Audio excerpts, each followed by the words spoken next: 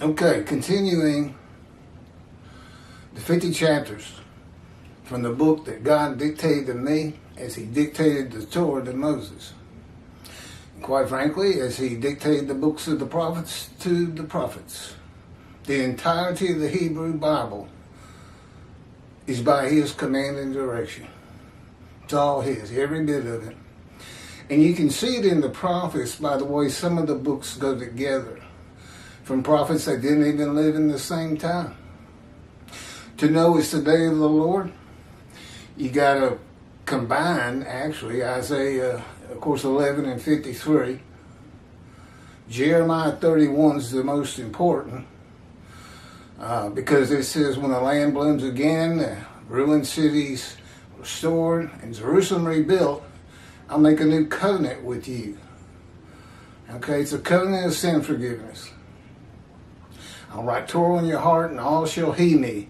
For I shall forgive your sins and iniquities and remember them no more. Same thing he did with the exiles. They became a holy seed and built the second temple. Well, God's returning. If he's making a covenant, he's returning. Okay, that takes you to Malachi 3, which is the only place you can find the covenant that you desire. God says, I'm sending my messenger before me to clear the way.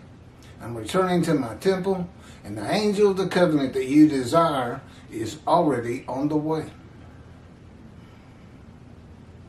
Elijah's the messenger, by the way. He's the one that clears the way. It's not Moshe. So, let me get situated here. Torah written on every heart, chapter 11. No, I'm not centered. There. Chapter 11, Torah written on every heart. Again, this is God's writing. Now, I had lived a lot because I know all this so thoroughly, having been taught it, wrote blogs on it, turned the blogs into the book. And now I've been doing the videos since COVID. The ones we originally did had just seen too much wear and tear. God just kept having me repost them. Re-download, re-upload. And they're just, we pretty much phased them out. I don't see them coming up anymore. I redid all 50 chapters last week. And they've been posted 7 times. And they're already starting to show a little wear. So we're doing it again. We're going to keep them looking decent, which I'm quite happy about.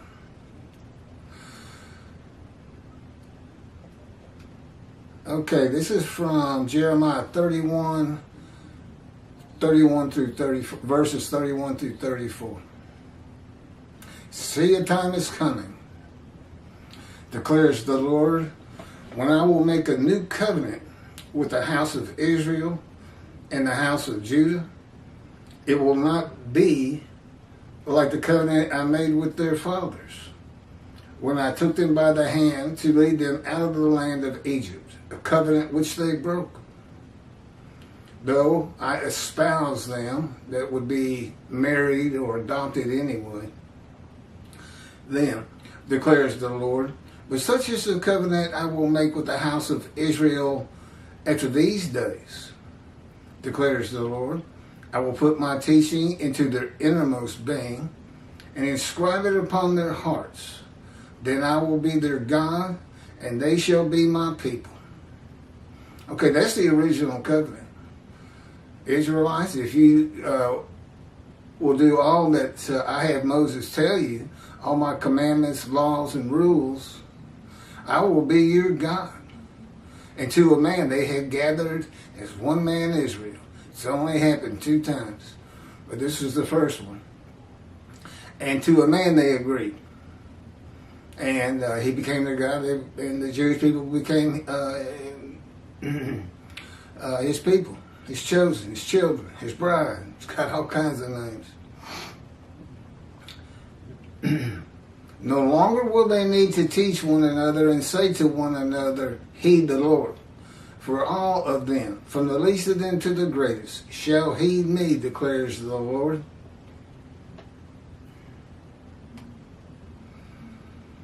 for I will forgive their sins and I will forgive their iniquities and remember their sins no more. The covenant to write Torah on every heart is fulfilled by amending the original covenant from strict compliance to being, quote, mindful of the teachings of my servant Moses, whom I charged at Oreb with laws and rules for all of Israel. Close quote. You can find that in Malachi 3. It's mindful. He's saying be mindful. It's not strict compliance.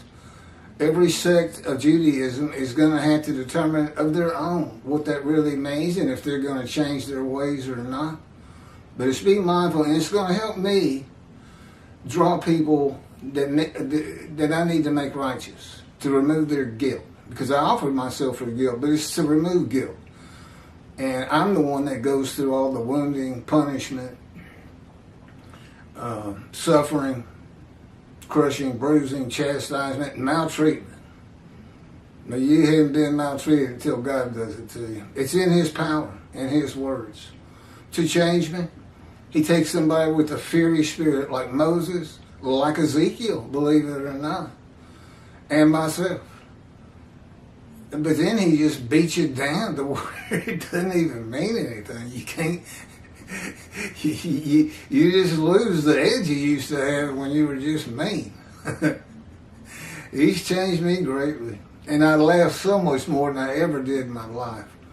And that's the other book He dictated to me, The Life of God's Righteous Servant, which is my life. And it shows how I fit Isaiah 53.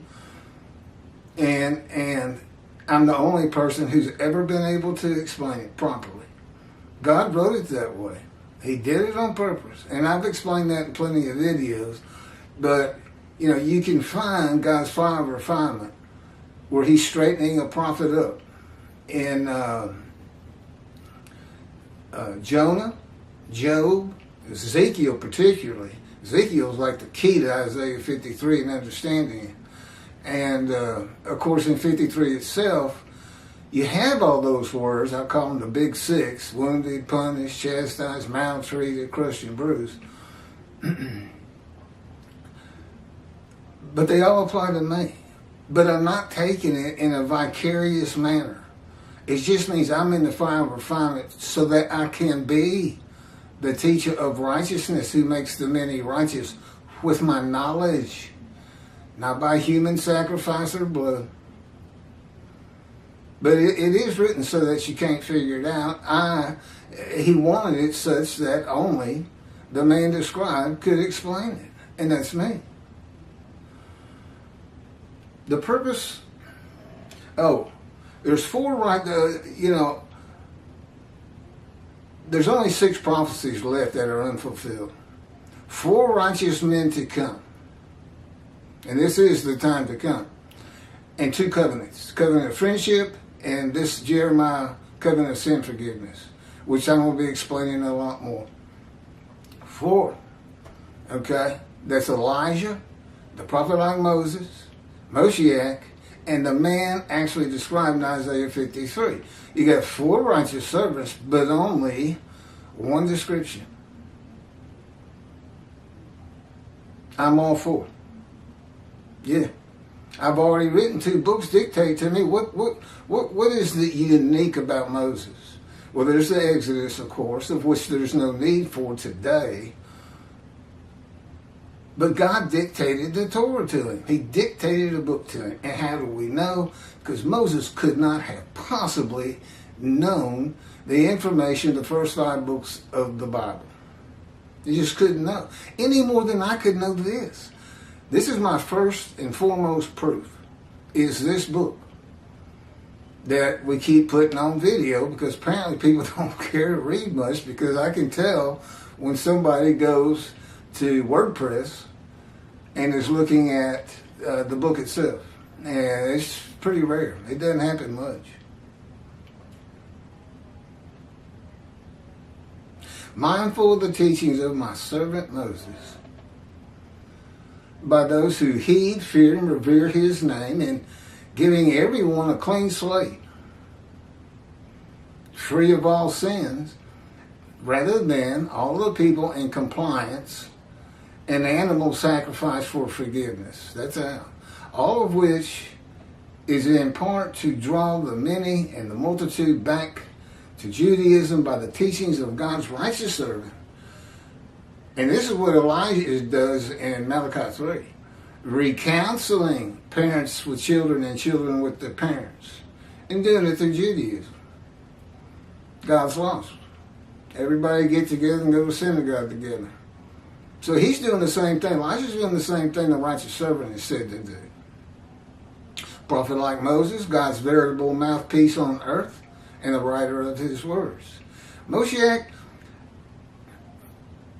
well, King David was instrumental in gathering all the materials for the first temple. Solomon actually had it built. King David passed away. They sometimes call it Solomon's temple. So, along with the messenger Elijah clearing the way for God to return to his temple, which means being instrumental in getting it built, so is David.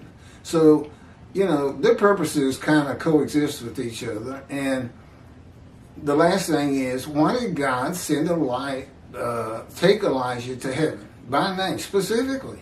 The only person in the Hebrew Bible. And he returns in the day of the Lord. What do you ask Elijah? Tell us about heaven, if you're Elijah. Okay, several chapters in this book had to do with heaven itself. And I've been there many times in vision. He would teach me in my very room I can expect to have. I know what the entertainment is. I know what the meeting places are like. And I know what to tell you to expect. And it's all in the book for the most part. The purpose of Elijah as the messenger of the new covenant, this is now God's words. That's me ad-libbing again. The purpose of Elijah as the messenger of the new covenant and recounselor of the Jewish families is similar to the original covenant when God spent 40 years in the desert with Moses teaching the laws and rules for all Israel God charged them with at Horeb. And he became their God and they became his people is repeated in the amended new covenant. That's what it is. It's an amendment and confirmation to be made in a time to come when God again says, I will be their God and they shall be my people. So, in the desert for 40 years with Moses as the messenger and teacher of the laws and rules of God for all Israel, and all the experiences of the people when God dwelt among the tents of the Israelites, is what this means. I will put my teaching into the innermost being and inscribe it upon their heart. God will once again be dwelling and moving among his people. That's why he says in the covenant friendship, I'm going to place my temple on Mount Zion. He knows it's not there right now. He's come early. But, myself, I couldn't get that done. I mean, I can't believe the Jewish people hadn't built the temple. Forget the Temple Mount. He didn't want anything to do with it anyway. Just has to be on Mount Zion. I know all the problems with trying to get it up there with the Golden Dome Mosque and Jordan controlling it and on and on. The Muslim third holiest site, they say. So, what this really comes down to is everybody's got a clean slate, but they got to hear about it. They will have it when I get these books published. There's chapters that literally say that these covenants are there's some variants to that, but for the most part, it's so that all Jews throughout the world, we've got to have a big publisher, will have access to it. God's new scripture. And hear about it. But basically, they're going to be teaching themselves when they learn about heaven. Because it's a Jewish heaven, and you don't have a mind. God has to be the information of your mind for you to think. And he's going to do that with all things Jewish. Judaism, Hebrew Bible, Talmud, food, history, famous people, anything and everything Jewish will be the information of your mind. And he's doing it with me already. I'm living that life as though I had no mind. It's like they cut my spirit off from my mind. And that's how he orchestrates my thoughts. But he keeps it in line with who I am and very similar to the way I once thought, but there's a clear difference. But I'm still Keith, and in heaven you'll still be you. It's just a lot different when you don't have a human body. A lot different. I mean, that's hungry or wants to sleep and things like that. You'll have a form. I don't know how that works. He hadn't explained it to me.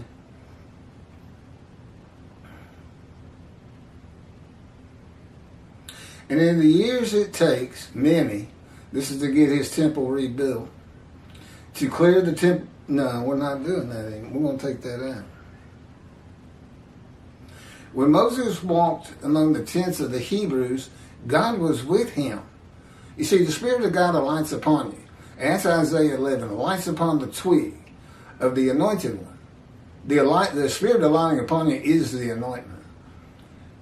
And God is in his Spirit.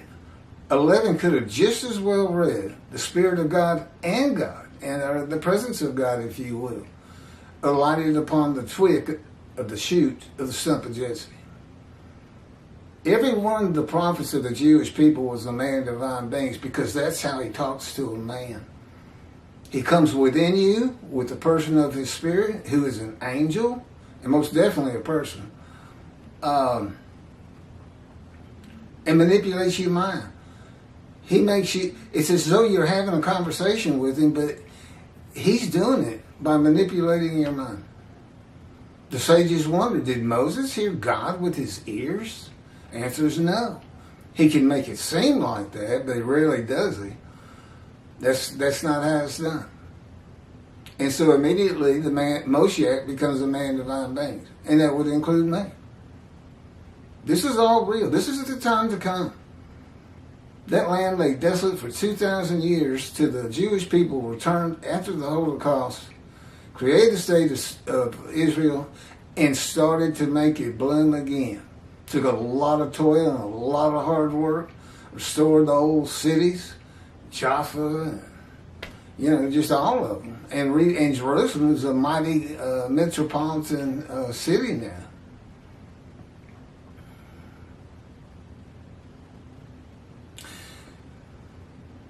Okay, so when he walked among the tents, Moses, God was walking amongst the tents because he's within Moses. And you can find that's actually in the Torah and particularly in Ezekiel. And I've already gone over it. When Adam, symbolic of Esau, the brother of Jacob, who never married a Jewish woman, all of his children were Gentiles. And they formed Adam. Gentile lands is what it comes to mean. Symbolic of Esau and Christianity and Judaism. Adam would not let Moses pass through. They did not let God pass through. But in the day of the Lord, God comes from Adam. That's Isaiah 63. Who is this coming from Adam? Gentile lands. And of the peoples, the Jewish people, none are with him. It's coming with the Gentile, at least in the beginning. I'll probably convert because of the prophecy of the prophet like Moses. It's supposed to come from one of you. And he's talking to the Israelites. But that's up to God. Because God's told me, look, I don't care if it gets fulfilled or not. It is important. But you're doing everything Moses did anyway. So we'll get it taken care of. I'm not on the executive committee. I get very little information and nothing of the future, and nothing other people are saying or doing. For instance, I have no idea if Toby Singer has heard me out here in the desert yelling to the high hills, Isaiah 53 is not Israel, etc., etc. But maybe he had. The Jewish people will have the same experience as the Israelites of having a prophet in their midst, who is the visible representation of the presence of God and the angel of his presence, who never leave him. Oh, that's me. Never leave me. No. It's 24/7, 16 years. That's having a lot of God around you. But you got to remember, I'm in the fire. I'm seeing his backside.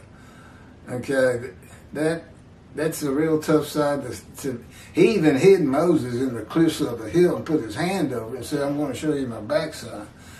Well, that's all the Satan you'll ever need. I can tell you that. It's just his mean side. I mean, he can just. It's not that he turns mean or is mean. He can just do things to you that seem mean, and it surprises you that he would do it. But he says, that's how I change you. And it doesn't bother me a bit. Your pain means nothing to me, Keith. Do you know how much pain I've seen? I created pain. I created emotions.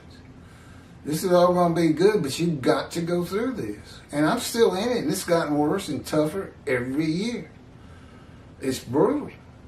I'm not going to go into all the specifics, but I will tell you, he can slam you to the ground in his power, the same cords of the power that surrounded Ezekiel to keep him from going amongst the people, cutting him off into his house, cut off from the land of the living, Isaiah 53:8. See, he matches a lot of the verses.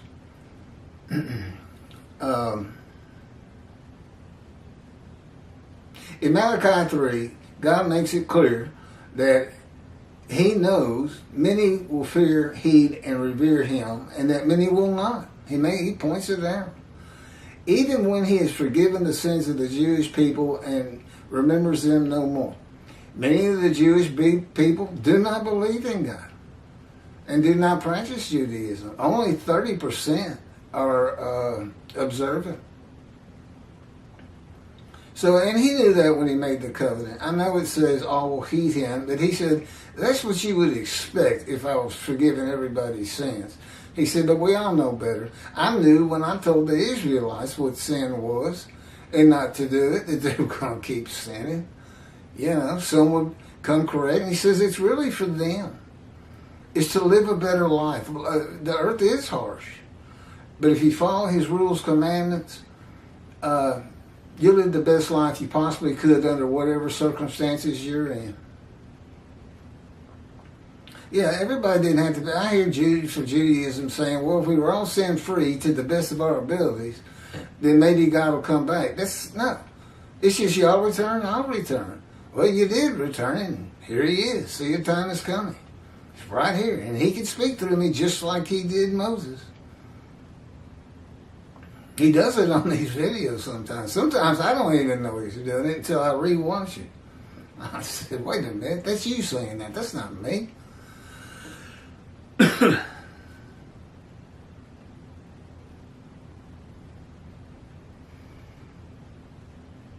God has never stopped being the God of Israel, and the Jewish people have always been his people, contrary to teachings in the New Testament and Apostle Paul, I guess it was. Well, the Christians say God left the Jewish people because they wouldn't stop sinning and came to the Gentile. That's their... They can't back that up, and here God is repeating it. No, I've always been their God. They've always been my people. There's one, I think it's a psalm, it's not a chapter. He tells his people, every one of you can turn your back on me. I'm still not leaving. How's that? He can be very funny. But I'm in the fire. I mean, sometimes, I've cursed him mercilessly when I've been in deep pain. Really have. I always feel bad about it, and he said, well, that's part of it. That helps change you. It's brutal. That's all I can tell you. The covenant, I will write Torah in your heart, is a metaphor with a degree of hyperbole. God is announcing a new, less strict covenant and says that all the Jewish people will heed him, for he will forgive their iniquities and remember their sins no more. So it's an amendment with an addition of forgiving the sins. And so there'll be a holy seed to build the third temple. It's just a repeat story. He forgave the exiles. All 13 tribes had returned. And they did. Read Ezra if you don't believe me. And in Isaiah, he forgave them of their sins and iniquities. And they ended up building the second temple. Well, in Jeremiah, it's for the Roman dispersal, the diaspora, which means away from the promised land. Okay, next up is chapter 12, divine inspiration of prophecy fulfilled. One of my favorites. It is the most blatant manipulation of the New Testament that you can find, other than the great lie and deceit from the lips of Jesus himself. They go together. These are my top two. There's just flat out something wrong with your book and your unblemished lamb, who God has the top 10 lies of Jesus. I don't know if we put it in a chapter, because they show up in here. Okay, next up, chapter 12.